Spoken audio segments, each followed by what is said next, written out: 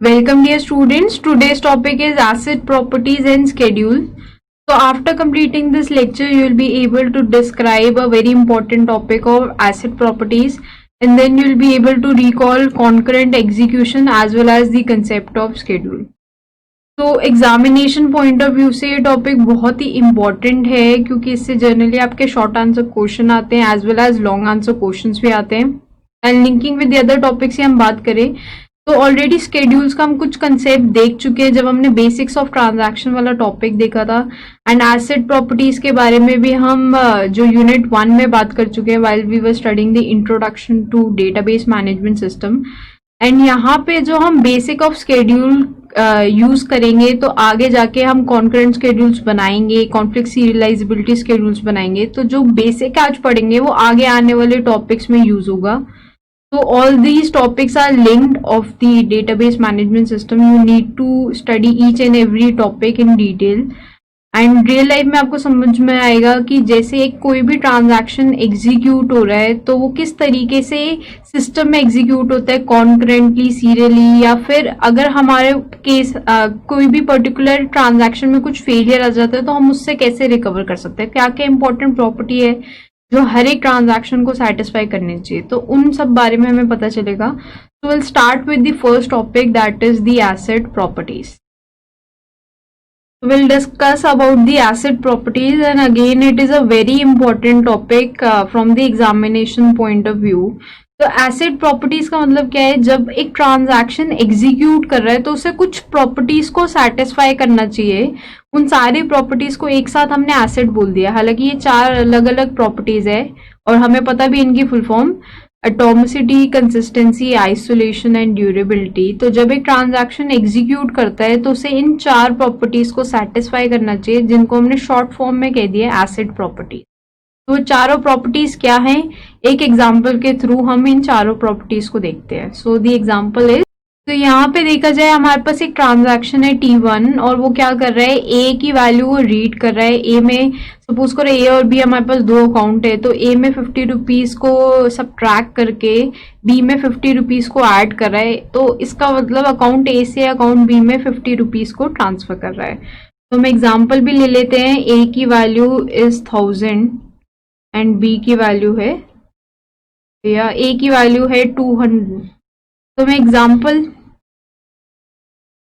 Example ले लेते हैं. ए की वैल्यू है 100 एंड बी की वैल्यू है 200 और ट्रांजैक्शन 1 क्या कर रहा है, 50 रुपीज ए में से सब्ट्रैक्ट करके 50 रुपीज बी में ऐड कर रहा है. तो ये जब ट्रांजैक्शन एग्जीक्यूट कर रहा है, एग्जीक्यूशन के वक्त पे उसको कुछ प्रॉपर्टीज को सेटिस्फाई करना चाहिए. और अगर ये ट्रांजैक्शन एकदम सही तरीके से वर्क करता है तो होगा क्या, ट्रांजैक्शन ने रीड किया, ए की वैल्यू 50 रुपीज माइनस की, राइट कर दिया, तो दैट मीन्स वैल्यू होगी 50.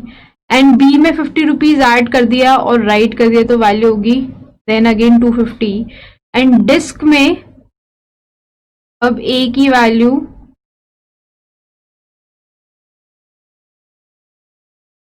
Will be 50 and 250. तो जो फाइनली डिस्क है जहां पे हमारे पास परमानेंटली डेटा स्टोर्ड है तो वहां पे वैल्यू अपडेट हो जाएगी अगर ये ट्रांजैक्शन एकदम सही तरीके से वर्क करता है. बट ट्रांजैक्शन जब वर्क कर रहा है तो कुछ ना कुछ प्रॉब्लम आ सकती है. तो कौन सी प्रॉब्लम है और वो ट्रांजैक्शन में वो प्रॉब्लम ना आए उसके लिए कौन सी प्रॉपर्टी सेटिस्फाई करनी चाहिए, तो उसके बारे में देखते हैं. तो द फर्स्ट प्रॉपर्टी इज, तो first problem is refer to as the atomicity. और एटॉमिसिटी जो प्रॉपर्टी है उसका नाम आया है फ्रॉम द वर्ड एटम. तो atom means something that is indivisible, means हम एटम को डिवाइड नहीं कर सकते फर्दर. तो एटॉमिसिटी मीन्स आप एक ट्रांजैक्शन को डिवाइड नहीं कर सकते. तो डिवाइड नहीं कर सकते का मतलब क्या हो गया, या तो वो ट्रांजैक्शन फुली एग्जीक्यूट करेगा या बिल्कुल नहीं करेगा. ऐसा नहीं है कि उसने हाफ वे एग्जीक्यूट करा है और वहीं पे बात खत्म हो गई. तो atomicity means either a transaction will be executed completely और नॉट एट ऑल. तो that is refer to as the atomicity. तो हर एक ट्रांजैक्शन इस प्रॉपर्टी को सेटिस्फाई करना चाहिए. So atomicity means a transaction should be performed entirely or not at all. या तो ये fully execute करे, सारा काम अपना कर ले, या बिल्कुल ही execute ना करे. ऐसा ना हो कि मिडिल में कहीं जाके रुक जाए. तो हर एक ट्रांजैक्शन को ये प्रॉपर्टी सेटिस्फाई करनी चाहिए और हम इंश्योर करेंगे कि एटॉमिसिटी की प्रॉपर्टी सेटिस्फाई हो। और वो कैसे देखते हैं हम, तो सपोज करो ये ट्रांजैक्शन वर्क करना शुरू किया इसने, तो ट्रांजैक्शन ने सबसे पहले रीड किया वैल्यू ऑफ ए में 50 रुपीज सब्ट्रैक्ट किए एंड देन राइट कर दिया वैल्यू ऑफ ए। तो ट्रांजैक्शन ने क्या किया, ये ट्रांजैक्शन का लोकल बफर है, तो उसने ए की वैल्यू रीड की तो दैट इज 100, तो ए की वैल्यू अपडेट कर दी दैट इज 50 एंड देन 50 की वैल्यू राइट भी कर दी, तो अब ए की वैल्यू हो गई 50 है। अब क्या होता है कि जैसी वो रीड कर रहा है वैल्यू ऑफ बी, तो यहाँ पे आ गया फेलियर, तो कुछ ना कुछ प्रॉब्लम आ गई।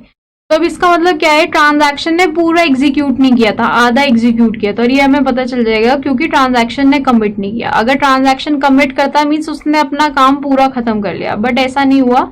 ट्रांजैक्शन क्योंकि बीच में ही फेल हो गया, तो उसने कमिट नहीं किया और हमें पता चल गया कि ट्रांजैक्शन पूरा एग्जीक्यूट नहीं हुआ है। तो एटॉमिसिटी प्रॉपर्टी का मतलब क्या था, या तो पूरा एग्जीक्यूट होता, बट पूरा तो अब हम इसे एग्जीक्यूट नहीं करा सकते, लेकिन साथ में ये भी तो था कि नन एट ऑल, कि कुछ भी एग्जीक्यूट नहीं हुआ। तो हम ये काम कर सकते हैं, हम इस फेलियर से कैसे रिकवर करेंगे, जो भी इस ट्रांजैक्शन ने काम किया था उसको अंडू कर देंगे। तो क्योंकि ये ट्रांजैक्शन बीच में ही रुक गया, इसने जो भी चेंजेस किए थे उसको हमने अंडू कर दिए, और ए की वैल्यू को वापस से मैंने बना दिया 50 से 1000। जो भी इसने काम किया था सारा हमने अंडू कर दिया, और इसको कहा है आप दोबारा से शुरू कर।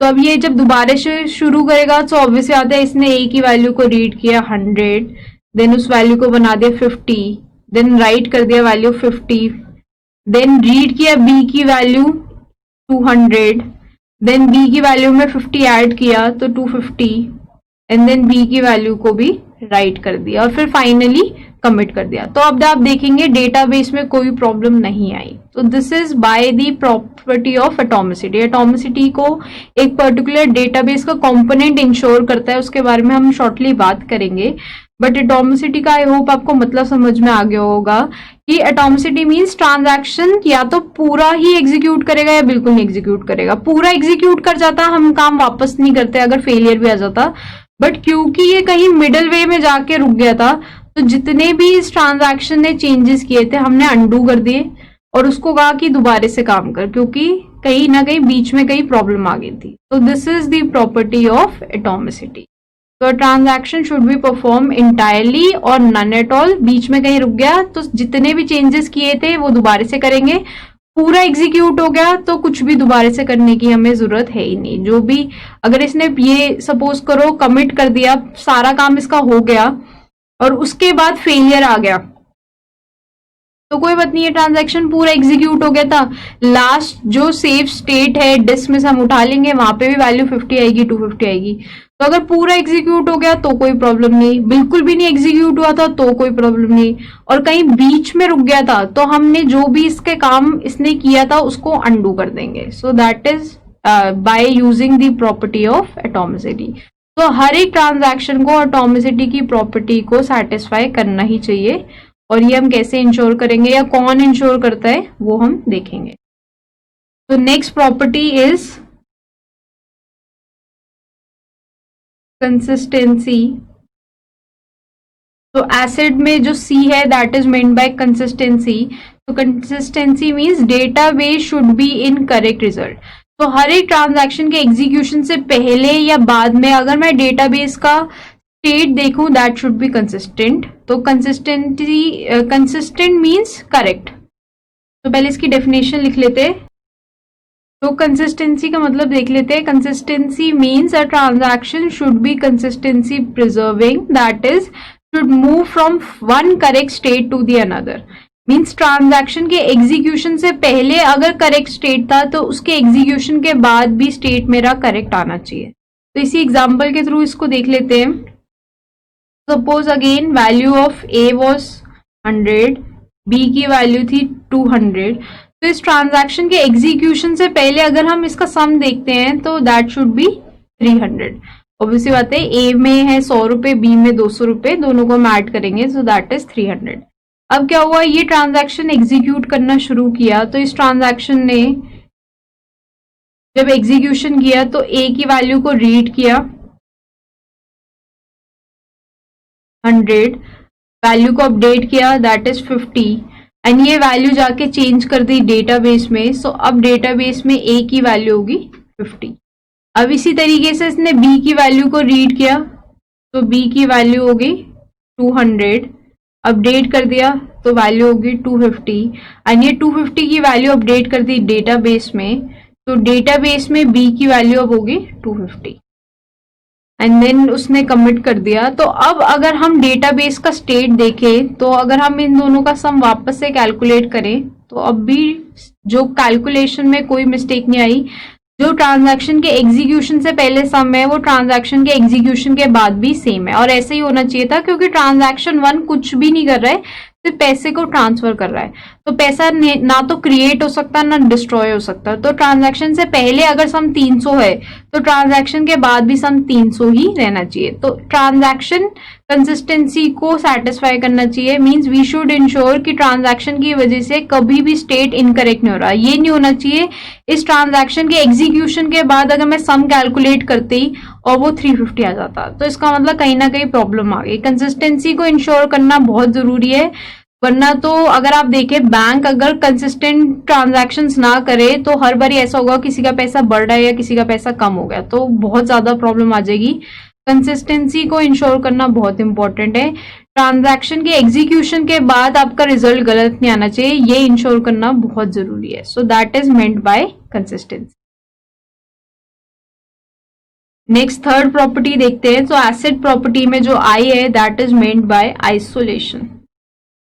तो आइसोलेशन से क्या मतलब है, नाम से समझ में आ रहा है। आइसोलेशन मींस हर एक ट्रांजैक्शन आइसोलेटेड वे में एग्जीक्यूट करनी चाहिए।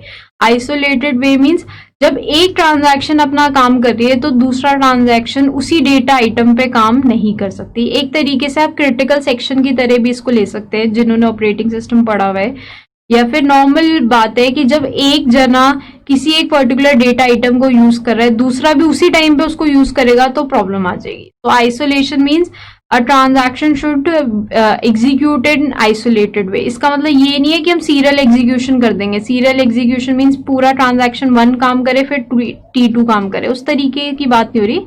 आइसोलेशन मींस इन दोनों के बीच में इंटरफेरेंस नहीं होनी चाहिए। जितनी भी ट्रांजैक्शन हमारे सिस्टम में एक साथ एग्जीक्यूट कर रही है वो आपस में इंटरफेयर ना करे, और अगर इंटरफेयर करेंगी तो अभी तक हमने बात ही की है कि बहुत सारी प्रॉब्लम आ जाएगी, जैसे इनकरेक्ट समरी की प्रॉब्लम आ जाएगी, लॉस अपडेट की आ जाएगी, या फिर डर्टी रीड की आ जाएगी। So isolation means a transaction should execute and should not interfere with any other transaction. तो पहले इसकी डेफिनेशन लिख लेते हैं। So isolation means a transaction should appear as though it is being executed in isolation from other transactions, that is no interference. तो transactions although एक साथ work कर रहे हैं बट हम कुछ ऐसा तरीका करेंगे कि वो एक साथ एक दूसरे पे इंटरफेरेंस नहीं है उन दोनों का। जैसे हम लॉक्स आगे जाके इंट्रोड्यूस करेंगे हम लॉक्स का कंसेप्ट, जहां पे ये होगा कि अगर एक पर्टिकुलर डेटा आइटम एक्स को, एक particular transaction data item x को यूज कर रही है तो कोई और ट्रांजैक्शन एक्स को यूज नहीं करेंगे, चाहे वो दूसरी ट्रांजैक्शन वाई पे कुछ काम कर ले। बट आइसोलेशन का मतलब ये है एक ट्रांजैक्शन को ये नहीं पता होना चाहिए कि दूसरी ट्रांजैक्शन भी काम कर रही है। So that is the meaning of isolation. और कैसे इंश्योर करेंगे हम देखेंगे आगे जाके। फोर्थ प्रॉपर्टी जो हम पढ़ेंगे एसिड में दैट इज ड्यूरेबिलिटी। तो durability is related to recovery. Recovery का मतलब क्या हो गया कि अगर किसी ट्रांजैक्शन ने कमिट कर लिया, मींस उसने अपने चेंजेस फाइनल कर लिए थे, तो हम हमेशा उस करेक्ट स्टेट पे या उस डेटाबेस की स्टेट पे हम रिटर्न कर सके। तो अगर डेटाबेस में कुछ पर्टिकुलर वैल्यू थी और कोई भी फेलियर आ गया, सिस्टम मेरा पूरा डाउन हो गया, तो लास्ट जो मेरी स्टेट थी उस पर मैं रिटर्न कर लूँ या लास्ट स्टेट पे मैं रिकवर कर सकूँ। तो that is meant bye durability. और हम लॉग्स का यूज करते हैं। लॉग्स एक तरीके का मेथड है ड्यूरेबिलिटी को इंश्योर करने का। तो जो भी ट्रांजैक्शन कुछ काम करता है तो हम उसकी एक एंट्री बना लेते हैं, ताकि अगर उस ट्रांजैक्शन का काम भी लॉस हो गया तो हमारे पास कहीं ना कहीं एक बैकअप है। तो ड्यूरेबिलिटी को इंश्योर करने के लिए हम बैकअप से एक तरीके से आप अभी के लिए सोच सकते हो कि हम बैकअप रख लेते हैं। एक ट्रांजैक्शन जो जो काम करता रहता है हम लिखते जाते हैं ताकि कभी उस ट्रांजैक्शन के जितना भी काम है वो लॉस हो गया तो हम लास्ट काम पे तो पहुंच सके। सो that is meant bye durability. तो इसकी पहले डेफिनेशन लिख लेते हैं ड्यूरेबिलिटी की। तो durability means the changes applied in database by a committed transaction must persist in the database, means should not be lost in any kind of failure। कुछ भी फेलियर आ जाए बट उसके जो चेंजेस है वो लॉस नहीं होने चाहिए। और जैसा कि मैंने बताया हम इसे कैसे इंश्योर करेंगे आगे जाके देखेंगे कि एक पर्टिकुलर ट्रांजैक्शन जो भी काम कर रही है वो हम लिखते जाएंगे। अगर कहीं फेलियर भी आ गया तो लास्ट जो एक्स और वाई की वैल्यू थी जो एक पर्टिकुलर ट्रांजैक्शन ने लिखी वो हमारे पास कहीं ना कहीं स्टोर रहेगी, तो इसलिए हम रिकवर भी कर सकेंगे। तो durability is directly related to recovery. तो देखा जाए तो एसिड में आप बात करें, A is atomicity, C is consistency, I is isolation, D is durability. तो हर एक ट्रांजैक्शन को ये चारों प्रॉपर्टीज को इंश्योर करना चाहिए, तभी हमारा सिस्टम एकदम करेक्टली रन करेगा। और ये कौन कौन इंश्योर कर लेता है एक बार उसके बारे में बात करते हैं। तो हमारे पास ये चार प्रॉपर्टीज है। अब हमारे को देखना है कौन सा ऐसा डीबीएमएस का कंपोनेंट है जो इन चारों प्रॉपर्टीज को इंश्योर करता है। तो देखा जाए तो ड्यूरेबिलिटी भी रिकवरी का मैटर है जैसा कि मैंने अभी आपको बताया, और एटॉमिसिटी भी एक तरीके से रिकवरी का ही मैटर है, क्योंकि एटॉमिसिटी क्या कहते हैं, या तो ट्रांजैक्शन फुली एग्जीक्यूट करे या बिल्कुल नहीं एग्जीक्यूट करे। अगर पार्शली एग्जीक्यूट करेगी तो हम रिकवर करेंगे और पहली जो लास्ट स्टेट है उस पर आ जाएंगे और फिर दोबारा से ट्रांजैक्शन को कहेंगे कि अपना काम दोबारा से करो। तो atomicity and durability both are the responsibility of recovery management component of DBMS. तो एटॉमिसिटी और ड्यूरेबिलिटी दोनों ही जो प्रॉपर्टी है ये इंश्योर करता है डीबीएमएस का एक component, that is refer to as the recovery management component. तो यूजर को टेंशन लेने की जरूरत नहीं है, फेलियर आएगा भी तो वो काम या हम अपने डेटाबेस के करेक्ट स्टेट पे कैसे पहुंच जाएंगे, बाय यूजिंग दिस कंपोनेंट। अब उसके बाद कंसिस्टेंसी की बात आई। कंसिस्टेंसी मींस हमेशा ट्रांजैक्शंस करेक्ट रिजल्ट दें, ठीक है। तो करेक्ट मतलब एक ट्रांजैक्शन दूसरे ट्रांजैक्शन में इंटरफेयर ना करे, उसके लिए आप चाहे लॉक्स यूज करो, क्रिटिकल सेक्शन यूज करो, कोई भी चीज यूज करो। तो consistency is the responsibility of user और प्रोग्रामर। तो ये डीबीएमएस नहीं इंश्योर करेगा। तो consistency will be the responsibility of user और प्रोग्रामर। उसको ये देखना है कि हर एक ट्रांजैक्शन से पहले लॉक लगाएंगे हम, ताकि जब वो ट्रांजैक्शन एक्स को यूज कर रहा है कोई और ट्रांजैक्शन एक्स को यूज ना करे। सो ये सारी जो काम है ये हम प्रोग्रामिंग के थ्रू करेंगे, इसलिए कंसिस्टेंसी डीबीएमएस की रिस्पॉन्सिबिलिटी नहीं है, it is the responsibility of user और प्रोग्रामर। अब नेक्स्ट जो हमारी एक और प्रॉपर्टी रहेगी दैट इज आइसोलेशन। तो आइसोलेशन की बात करें, आइसोलेशन का क्या मतलब है, एक ट्रांजैक्शन आइसोलेटेड वे में वर्क करे, तो दैट मीन्स दूसरे से इंटरफेयर ना करे। तो अगर हम आइसोलेशन की बात करें, अगर आइसोलेशन को हम इंश्योर ना करते हैं तो हमारे पास कुछ प्रॉब्लम्स आ जाएंगी जिनकी हमने कॉन्करेंसी कंट्रोल में बात की थी। तो we have a DBMS component that is referred to as concurrency control manager. तो कॉन्करेंसी कंट्रोल मैनेजर का काम है कि आइसोलेशन देखें कि एक ट्रांजैक्शन दूसरे ट्रांजैक्शन के बीच में इंटरफेयर ना करे। So this is the job of concurrency control manager. तो हमारे पास हमने चारों प्रॉपर्टीज पढ़ ली और चारों प्रॉपर्टीज किस किस कंपोनेंट की रिस्पॉन्सिबिलिटी है वो भी देख लिया और सबका एक example. Next will talk about schedules and its type. तो next topic will talk about the schedule. तो हालांकि हमने इस वर्ड का बहुत बार यूज किया है एंड आई थिंक सो कि आपको एक बेसिक आइडिया हो गया होगा कि स्केड्यूल होता क्या है। जस्ट हम इसे फॉर्मली डिफाइन कर रहे हैं एज वेल एज टाइप्स बताएंगे और साथ साथ मैं आपको एक और आइडिया दूंगी कि what will be the number of schedules possible for a particular transaction. तो स्केड्यूल के बारे में बात करते हैं। स्केड्यूल बेसिकली क्या होता है कि जब हमारे पास अलग अलग ट्रांजैक्शंस है और उनकी अलग अलग इंस्ट्रक्शंस है, तो उन इंस्ट्रक्शंस का कुछ भी ऑर्डर मिला के अगर ट्रांजैक्शंस का ऑर्डर आ रहा है, so that is a particular schedule. तो schedule means number of transactions that are executing concurrently in the system or serially in the system, anyway they are just executing in the system, is referred to as a schedule. So when two or more तो schedule की अगर आप definition देखें, when to और मोर transactions are executed together और one after the other. तो दोनों चीजें हमने लिखी है यहाँ पे, executed together means concurrently, one after the other means serially, ठीक है, क्योंकि दोनों ही एक टाइप का स्केड्यूल है। तो व्हेन टू और मोर ट्रांजैक्शंस आर एग्जीक्यूटेड टुगेदर और one after the other, their operations can be bundled up into a higher unit of execution called a schedule। तो उनके operations को हम एक साथ लिख सकते हैं और उसको हम कहेंगे एक schedule। तो जैसे फॉर एग्जाम्पल हमारे पास एक T1 ट्रांजैक्शन है, तो हमारे पास एक T1 ट्रांजैक्शन है, वो क्या कर रहा है, अब क्या करेंगे हम, for the next coming topics अब हम अपडेशन की वैल्यू को हटा देंगे।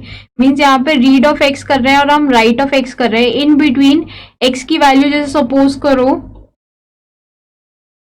x माइनस 10 हुई है, तो ये जो अपडेशन की स्टेटमेंट है उसको हम इग्नोर कर रहे हैं, क्योंकि हमारे लिए मेन बात क्या है, वो स्टेटमेंट जहाँ पे रीड और राइट हो रहा है। इन बिटवीन क्या अपडेट हो रहा है अब उससे मैटर नहीं है। तो इसलिए हम आगे के जितने भी स्केड्यूल लिखेंगे उसमें अपडेशन की वैल्यू को जर्नली हम हटा देंगे। बट ये बाय डिफॉल्ट है कि T1 ट्रांजैक्शन ने रीड किया है तो कुछ वैल्यू को अपडेट करके फिर राइट किया होगा, बट जो हमारा बेसिक मतलब है वो सिर्फ रीड और राइट स्टेटमेंट से है। इसलिए आगे के जितने भी टॉपिक्स हैं उसमें हम इस पर्टिकुलर अपडेशन की वैल्यू को जर्नली इग्नोर करेंगे।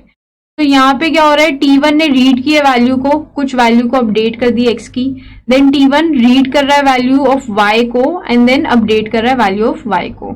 एंड T2 देखा जाए, T2 ट्रांजैक्शन क्या कर रहा है, रीड कर रहा है x की वैल्यू एंड देन राइट कर रहा है x की वैल्यू। सो ये दो ट्रांजैक्शन है जो वो वर्क कर रहे हैं।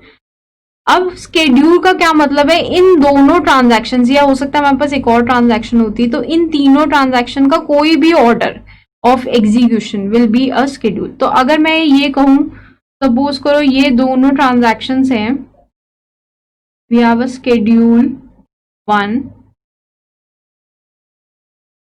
तो ये जो दो ट्रांजैक्शंस है उसमें मैंने 3 स्केड्यूल बनाए, तीनों ही ट्रांजैक्शन उन दो ही तीनों ही स्केड्यूल उन दो ही ट्रांजैक्शंस को सेटिस्फाई कर रहे हैं। और इसके अलावा भी और भी अलग अलग पॉसिबल स्केड्यूल्स हो सकते हैं, जिसमें मैंने 3 एग्जांपल लिए हैं।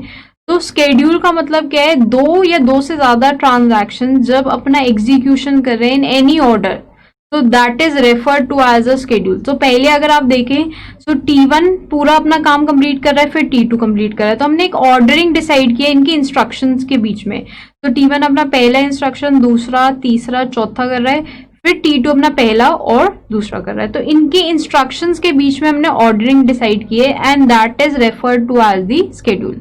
स्केड्यूल 2 की बात करें तो T1 पहले अपना इंस्ट्रक्शन कर रहा है। मैम एक वार्निंग आ रही है।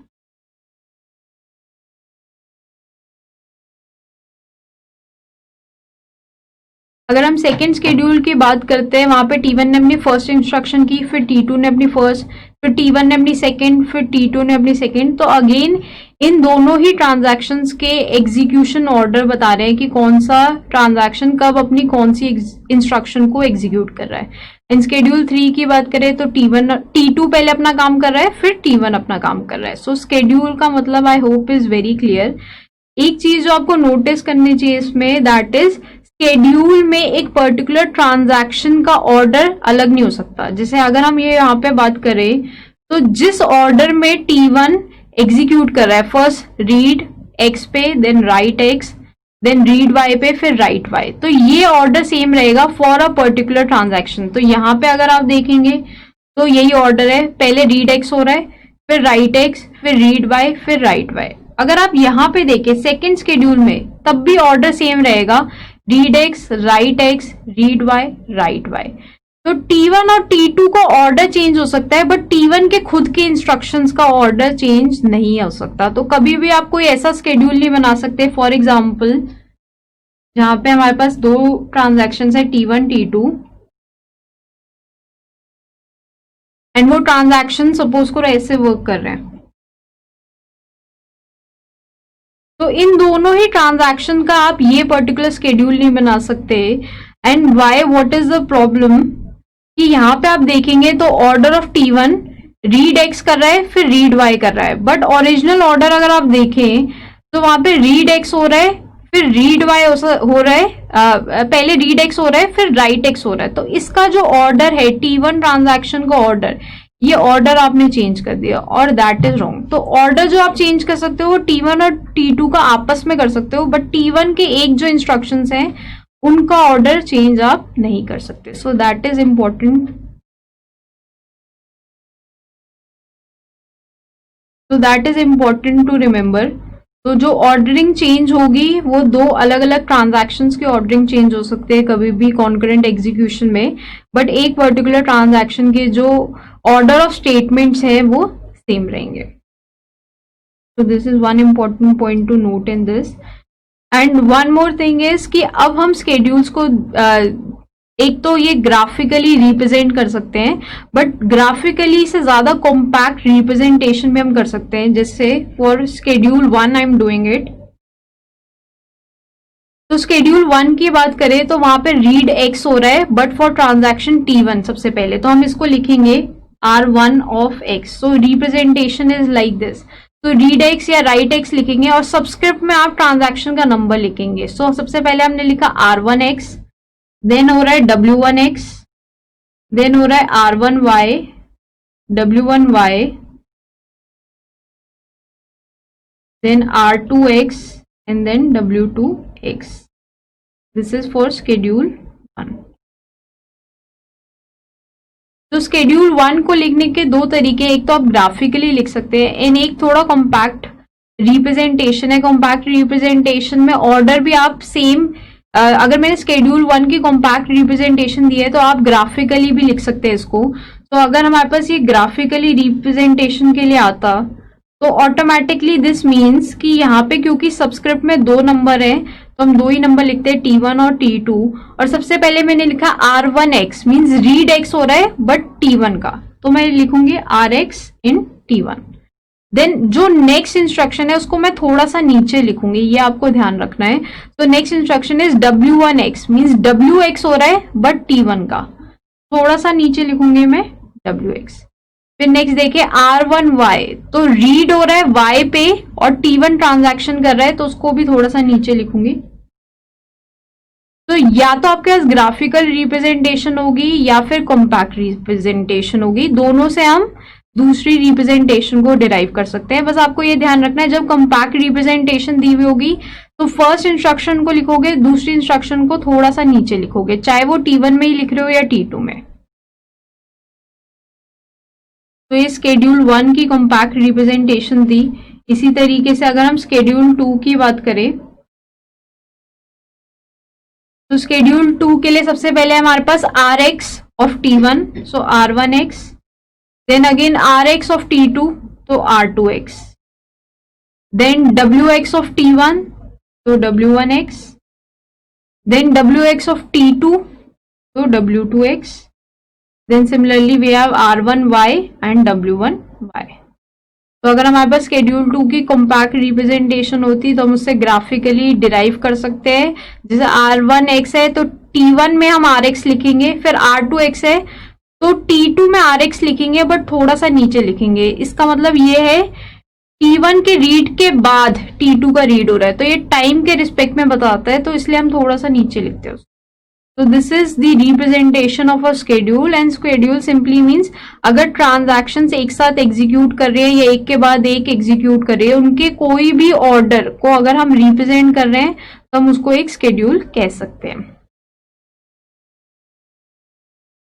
Next important thing is a schedule can be categorized as serial schedule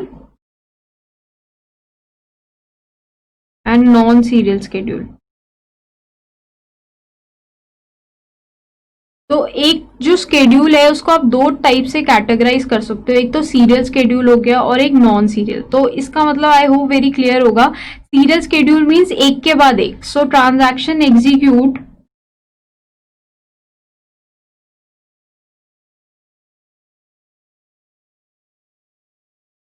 तो अगर ट्रांजैक्शंस एग्जीक्यूट कर रहे हैं एक के बाद एक तो उन स्केड्यूल्स को हम कहेंगे सीरियल स्केड्यूल। तो अगर ऊपर वाले एग्जांपल में हम देखें तो स्केड्यूल 1 सीरियल है, क्यों शेड्यूल 1 सीरियल क्यों है? क्योंकि पहले T1 ने अपना पूरा काम किया,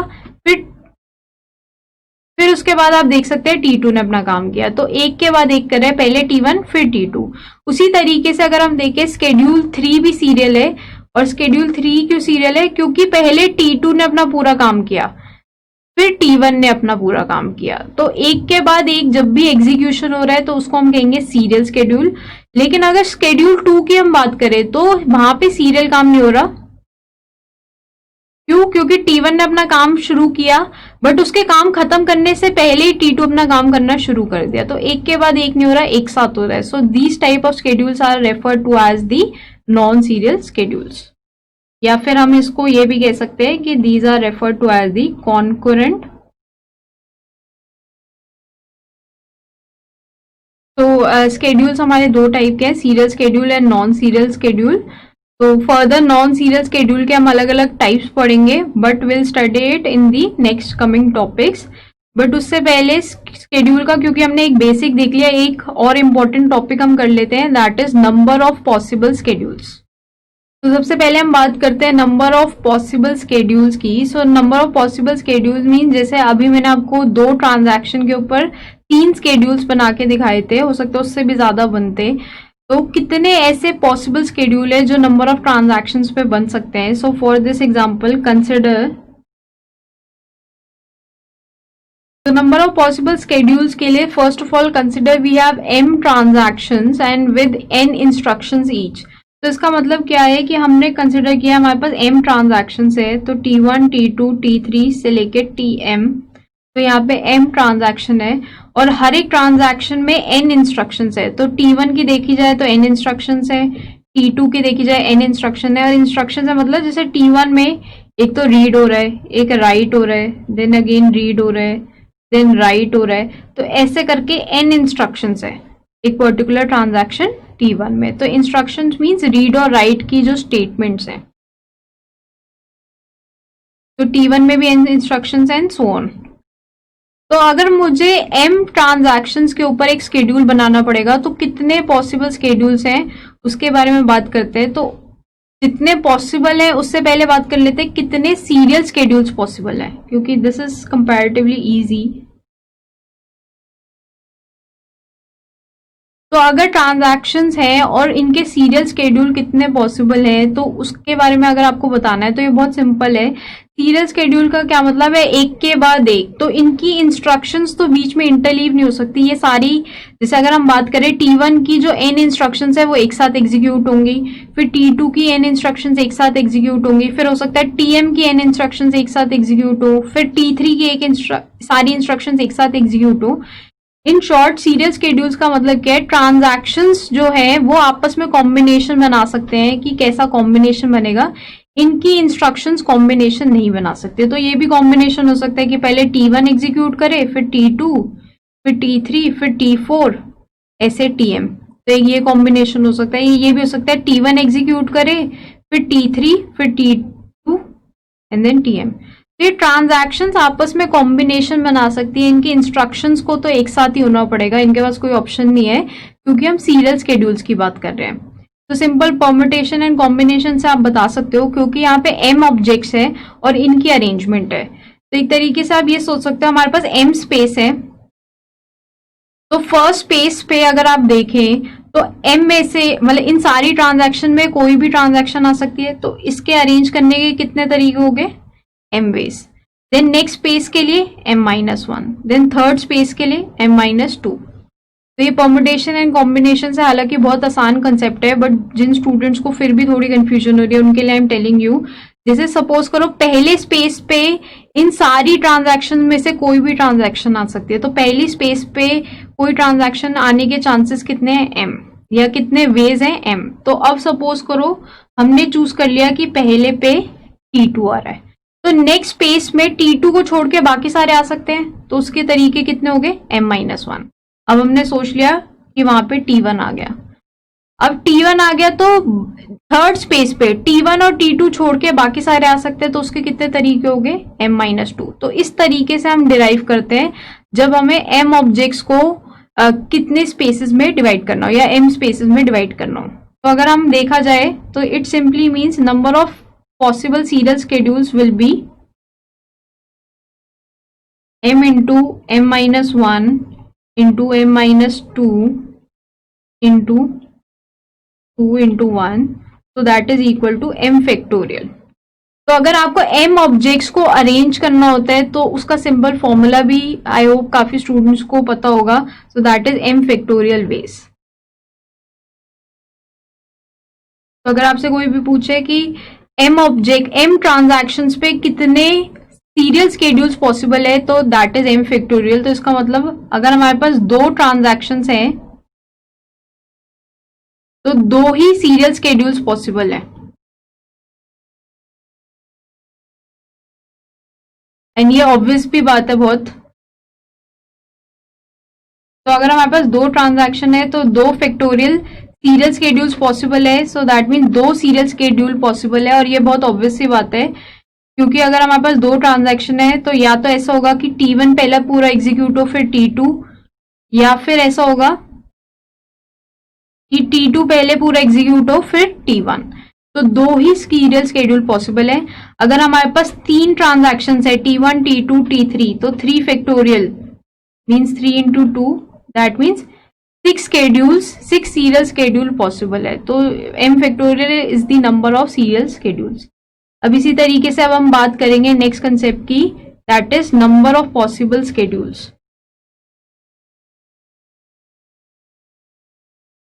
तो नंबर ऑफ पॉसिबल स्केड्यूल्स की अगर हम बात करें तो जब हम स्केड्यूल्स की बात कर रहे हैं तो उसमें कॉन्करेंट स्केड्यूल्स भी आ गए. तो कॉन्करेंट स्केड्यूल्स में क्या होता है, ये जो इंस्ट्रक्शंस हैं ये भी आपस में इंटरलीव्ड मैनर में आ सकते हैं. मींस T1 की जो इंस्ट्रक्शन है वो 1 भी एग्जीक्यूट हो सकती है, 2 भी एग्जीक्यूट हो सकती है, 3 भी हो सकती है, फिर T2 की भी कितनी भी हो सकती है.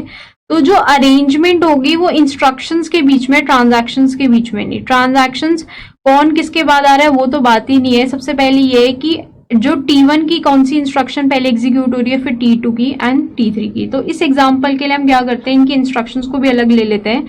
तो T1 की N1 इंस्ट्रक्शन है, T2 की N2, N3 एंड MM. क्योंकि ऐसा हो सकता है T1 ट्रांजैक्शन में 100 इंस्ट्रक्शंस है तो T2 में 10 ही इंस्ट्रक्शन. तो जब हम स्केड्यूल्स की बात करते हैं तो यहाँ पे ट्रांजैक्शंस की अरेंजमेंट नहीं है, ट्रांजैक्शन के इंस्ट्रक्शंस की अरेंजमेंट है कि कितने भी इंस्ट्रक्शंस पहले या बाद में आ सकते हैं. तो यहाँ पे ऑब्वियसली बात है हमें इंस्ट्रक्शंस को अरेंज करना है. तो सबसे पहले ये बात करते हैं टोटल कितनी इंस्ट्रक्शंस है. तो total number of instructions is N1 plus N2 से लेके प्लस NM. तो इतनी नंबर ऑफ इंस्ट्रक्शंस है. तो ऑब्वियसली बात है आपको लग रहा होगा सीरियल स्केड्यूल में हमने क्या देखा था, हमें ट्रांजैक्शंस को अरेंज करना है. कितनी ट्रांजैक्शंस है, M ट्रांजैक्शंस है. तो नंबर ऑफ सीरियल स्केड्यूल्स कितने हो गए, M फैक्टोरियल. तो अब अगर हम स्केड्यूल्स की बात कर रहे हैं, हमें इंस्ट्रक्शंस को अरेंज करना है. तो कितने इंस्ट्रक्शंस हैं वो हमने फाइंड आउट कर लिए. तो that means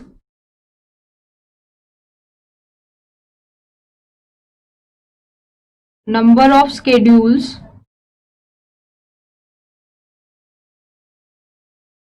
will be N1 plus N2 plus N plus NM का फैक्टोरियल. तो ये बहुत सिंपल सी बात होगी क्योंकि हमें इंस्ट्रक्शंस को अरेंज करना है. टोटल कितनी इंस्ट्रक्शंस है वो पता चल गई तो उतनी फैक्टोरियल हमारे स्केड्यूल्स हो गए. बट इसमें एक प्रॉब्लम आ गई कि वो जो हमने एक बेसिक कंसेप्ट पढ़ा था कि अगर T1 की सपोज करो 4 इंस्ट्रक्शंस है, read X, read Y, then write X, या पहले हम करते हैं write Y, then write X. तो इनका ऑर्डर चेंज नहीं होना चाहिए. अगर T1 की पहले रीड X और फिर बाद में रीड Y आ रहा है तो ऑर्डर T1 के लिए ये रहेगा. T1 अपने इंस्ट्रक्शंस का ऑर्डर नहीं चेंज कर सकता, ऐसे T2 अपने इंस्ट्रक्शंस का ऑर्डर नहीं चेंज कर सकता. बट जब हमने ये सारी इंस्ट्रक्शंस को ऑर्डर अलग अलग लिखा है तो उसमें ऑर्डर भी चेंज हो गया. मींस किसी एक शेड्यूल में ऐसा भी हो रहा होगा कि T1 ने पहले किया रीड X, फिर किया राइट X, फिर read Y and then write Y, और ये गलत है. T1 के जो ऑर्डर ऑफ इंस्ट्रक्शंस है वो चेंज नहीं हो सकते. मींस अलग अलग हमने ग्रुप बना रखे हैं, उन ग्रुप के ऑब्जेक्ट्स की ऑर्डर चेंज नहीं हो सकते. तो वो आपको देखना है. तो ये भी अगेन परम्यूटेशन एंड कॉम्बिनेशन का ही कंसेप्ट है. जब हमारे पास अलग अलग ग्रुप को अरेंज करना हो तो उसके लिए तो हम सिंपली जैसे हमने m फैक्टोरियल वेज लिखा है या जितने नंबर ऑफ ऑब्जेक्ट है उतने फैक्टोरियल वेज लिखा है, बट एक ग्रुप के ऑब्जेक्ट्स चेंज नहीं हो सकते, तो that means will divide it with the factorial. So this will be divided with सबसे पहले n1 factorial into n2 factorial into लेके nm फैक्टोरियल. तो ये एक फॉर्मूला होता है परम्यूटेशन कॉम्बिनेशन का, जहां पे हम नंबर ऑफ अरेंजमेंट भी देखते हैं, बट जो ऑब्जेक्ट्स हैं वो दैट आर सेम. तो अगर एक ग्रुप में सेम ही ऑब्जेक्ट्स रहेंगे, उनके ऑर्डर हमें चेंज नहीं करने हैं, तो जितने भी उस ग्रुप में नंबर ऑफ ऑब्जेक्ट है उतने फैक्टोरियल से हमें डिवाइड करना पड़ता है. तो इसके लिए अगेन आप basic of permutation and combination को वापस से आप देख सकते हैं, एक बार रिविजिट कर सकते हैं, then it will be very clear. तो अगर हम देखेंगे दो ट्रांजैक्शंस के अकॉर्डिंग कितने स्केड्यूल पॉसिबल हो सकते हैं, एक बार वो देख लेते हैं. और फर्स्ट ट्रांजैक्शन में अगर हम बोले तो फर्स्ट ट्रांजैक्शन में 2 इंस्ट्रक्शंस हैं और सेकेंड ट्रांजैक्शन में 3 इंस्ट्रक्शन. अगर ये हम एज्यूम करके चलें तो कितने स्केड्यूल्स हमारे पॉसिबल होंगे वो देख लेते हैं. फॉर एग्जाम्पल, तो that means this will be 2 + 3. इतने तो टोटल इंस्ट्रक्शंस हो सकते हैं, इनके कोई भी आपस में ऑर्डरिंग होगी, बट T1 के इंस्ट्रक्शंस आपस में ऑर्डर नहीं चेंज कर सकते, T2 के इंस्ट्रक्शंस आपस में ऑर्डर नहीं चेंज कर सकते. So will divide it with 2 factorial and 3 factorial. So this mean 5 factorial divided by 2 factorial 3 factorial.